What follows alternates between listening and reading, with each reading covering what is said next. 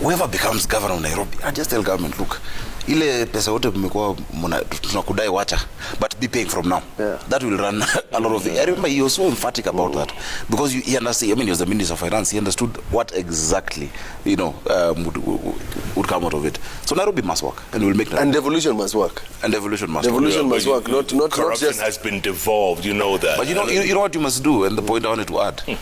The more you use technology and reduce human interaction with cash in your systems.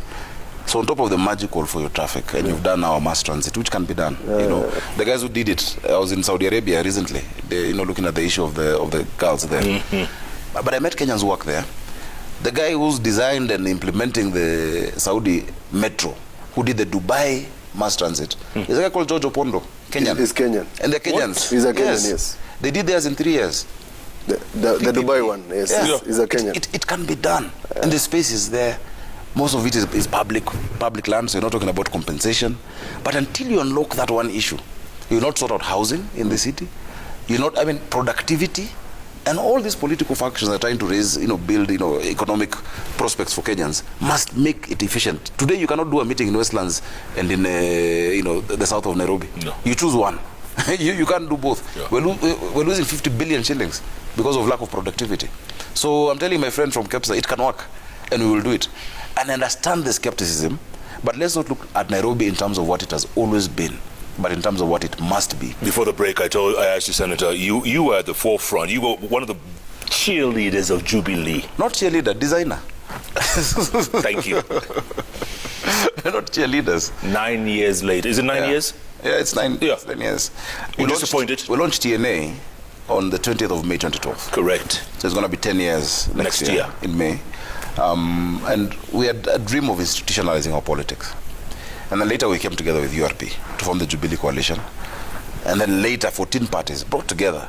And I remember even that time, I remember having a discussion with the Deputy President that time, and he told me, some of you might be resisting, but it's only in a big party where your talents will come out. Let it be an institution. And if we follow this dream, one day an El Molo will be president and create a serious political institution. And we hope that time our brothers on the other side, NASA, would also be able to come together.